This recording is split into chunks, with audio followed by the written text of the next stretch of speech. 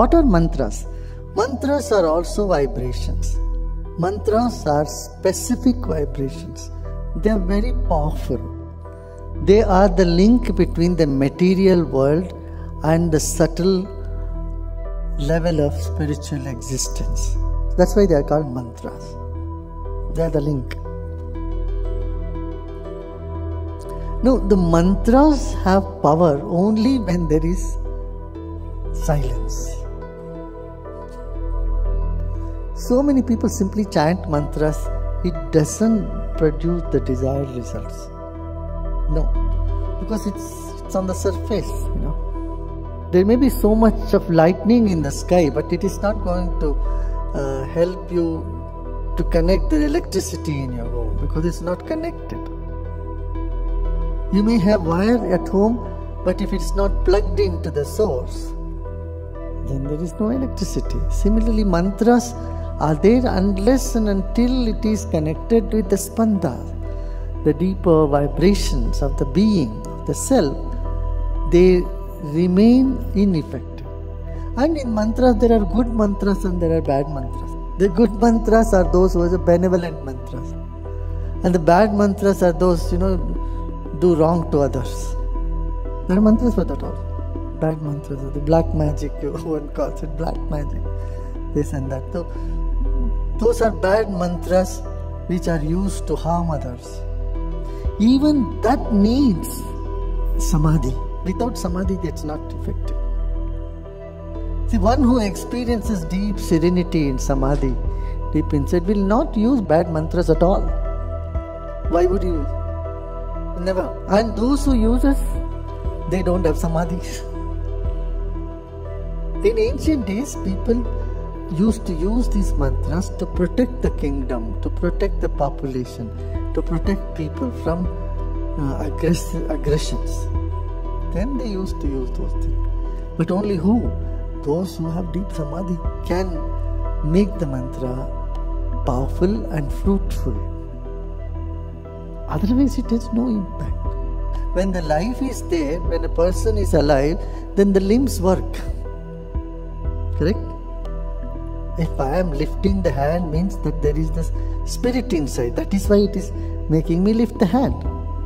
There is life force. If you are walking, that indicates there is life force. Like the presence of life force makes you move your limbs, so does the power of spanda helps the mantra to bring about the desired results, the desired fruits. So meditation is absolutely the basis for mantras to work. Unfortunately, today we don't see people who chant mantras or do mantra, they ever meditate. They are far away from meditation. So their mantras are not so effective. And people who meditate, though, they attract the mantras. They charge the mantras. Their very presence brings power to the mantras. Have you noticed this happening? Those of you have seen the chanting mantra here and there so many places. But when it is done, when we are doing something, when meditators are sitting and chanting, you find a definite difference. In Bangalore, when we have this big yagyas happening and these people who have special mantras have practiced it for years and years. When they come, they are so startled. They see that everyone is deep meditation and they feel so happy. And they chant the mantras and they feel, oh, it's so different than doing a chanting in a place where there is a lot of crowd come in and go and people are talking and they are doing all sorts of things. And there is nobody to receive. It's like you have all your vessels put upside down and then there is nectar being flowing and the vessels remain empty. No vessel is catching the nectar because it's all upside down. Such is a scenario where people are just chanting, and when someone is meditating, automatically they have some affinity towards chanting, towards these mantras. People have never heard about mantras, but if they have done good meditation and they once hear or sit there, they feel the vibration. the meaning of mantra is not important. Just the sound, the vibration, the rhythm of it is what it is. In fact, many of the mantras, it's hard to find a meaning to it. So if someone asks, what is the meaning of the mantra? I say, the meaning is, what is the meaning of a seed? Is the tree. Like that, mantras are seeds of existence. So don't go into trying to understand what it is, just enjoy it. Enjoy the rhythm, enjoy the sound. That's what is more important, because it's vibrations. When we recognize this whole universe is one vibration, then the mantras start loving you. They come to you, they love you. There is an affinity between that state of consciousness and mantras, which is natural affinity. It's a natural affinity. And then that fructifies. Mantras are way to heal, to fulfill wishes. All this can happen with mantras. I'm sure you must have experienced all this. And water absorbs the impact of mantras. A scientist in Japan has done a beautiful experiment on this, on the impact of sounds on the water crystals and the water drops, and how different mantras chanted and how the crystal is different. The crystal formation of water is different. So the mantras can bring the desired result. Now, another example the ancient people say is, see, if you want to make a pot, you need clay. But if you want to make a cloth, you need cotton. So to do different things, you need different material. You can't make a cloth out of clay, and you can't make a pot out of cotton.